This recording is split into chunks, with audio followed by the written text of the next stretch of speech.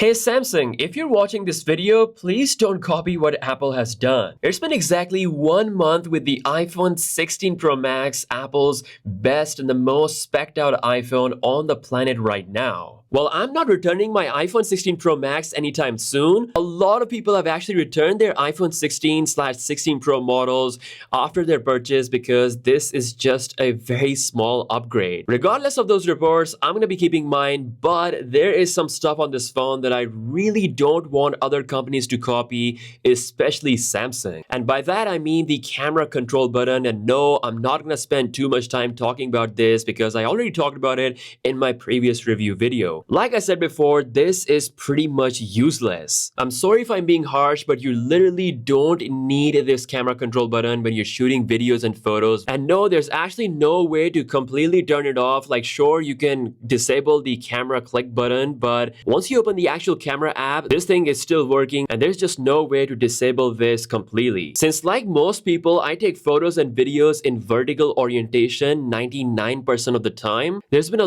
lot of accidental pressing of this button which has been super duper annoying. Although I have gotten better at it, this made me think that having this camera control button where they have placed it, especially at the Pro Max model, it was just super duper unnecessary. And Samsung, if you're watching this video, please don't copy this feature. Judging from their track record, they do adopt some of the things from Apple, but I really hope that this is just something they completely ignore. How about we get the actual camera control? And by that, I mean the ability to change ISO, white balance, aperture, shutter speed, colors within the camera app. Basically what I'm saying, we don't have an actual camera control or a camera pro mode with the camera app like you see on pretty much any other phone on the market. That would have been the actual camera control, not this one. With that out of the way, there's a lot of good stuff that Apple has done with the iPhone 16 Pro Max to the point where I genuinely think that if you're coming from the 12 Pro Max or 13 Pro Max, this could be a very solid upgrade. If you understand one important thing, which I'm going to talk about right after this. You want to know why I'm so happy? It's because I just got ESR's wireless charging products with the all-new Cryo Boost tech that provides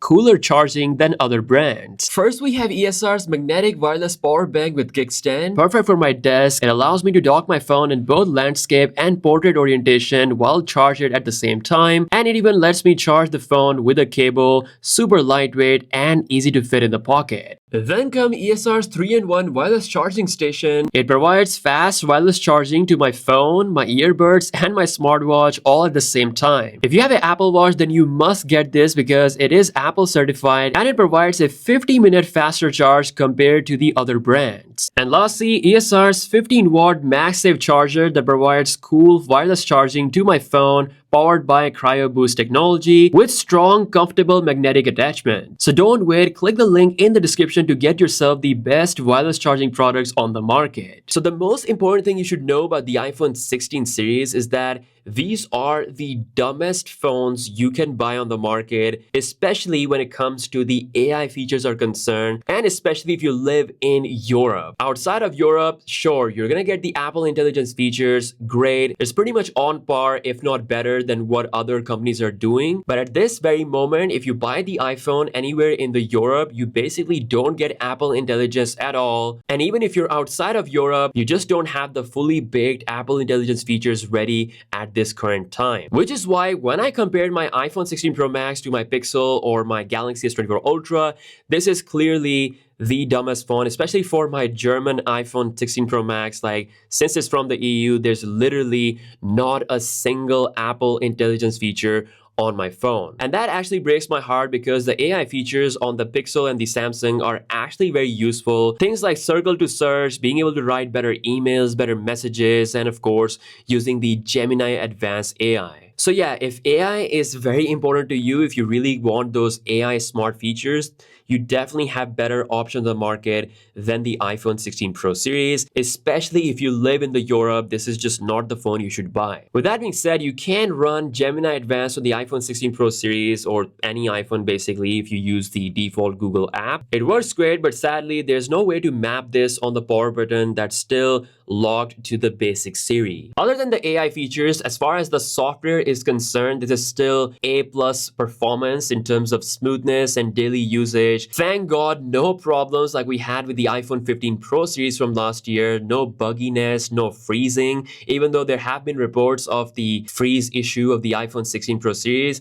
I personally have not seen any performance issues. Apple 18 Pro runs really good, even with consistent gaming. I just haven't noticed any overheating, no problems whatsoever. Software stability is probably the best that I've seen on any of the newly iPhone launch model, and it's only gonna get better from this version. Now, the other great thing is battery life. Consistently since day one, it has been absolutely amazing. Even on my heavy usage, I'm getting 9-10 hours plus of screen on time. Like, this is genuinely a beast of a battery life flagship phone. It even won my battery drain test when compared to some of the best on the market, and I think a lot of credit goes to the 3nm second gen efficiency of the Apple 18 Pro chip. The other great thing about the iPhone 16 Pro Max, or perhaps the biggest advantage you're going to get if you get the iPhone 16 Pro series, is that you have the best video on a smartphone, and that is just a pure fact. Like, this phone shoots the best 4K 60 FPS video, especially in some of the most challenging situations. Really fast lens switching, like the whole experience really feels like you're actually using a camera on a $1,200 phone. Like, just the camera smoothness alone is just levels above what we have on the Pixel 9 Pro XL or even the Galaxy S24 Ultra. Like, for the first time, I'm shooting 48 megapixel photos by default on this phone because of how fast the processing is. That is something I won't do on my Pixel or on my Samsung. The other amazing thing is that it can optimize megapixels automatically depending on the lighting situation. For example, in the bright scenario, if I have the 48 megapixel mode turned on, it will take photo at the full resolution. But when it's a bit of a low light situation, it doesn't straight up drop the megapixel to 12. In fact, some of the images are automatically shot at 30 megapixel resolution, basically giving me the perfect balance I need when it comes to detail in low light situation. And when the scene is proper low light, it goes back to 12 megapixel. This is definitely hands down the best high megapixel photo processing mechanism implemented on any flagship phone right now, instead of asking the customer to manually change the megapixels every single time. Plus, it shoots one of the best, creamiest looking portrait mode photos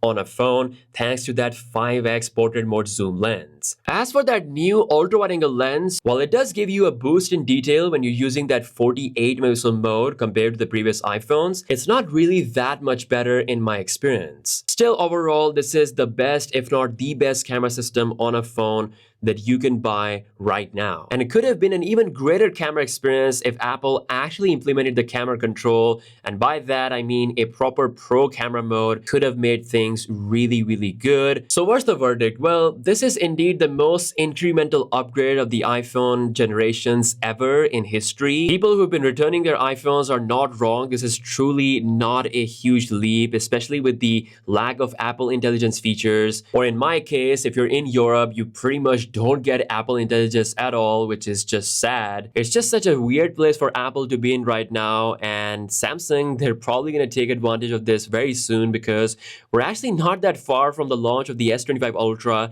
happening in January of 2025. That's all for this video. Let me know your thoughts in the comment section below. With that being said, I'll catch you guys later. Peace out.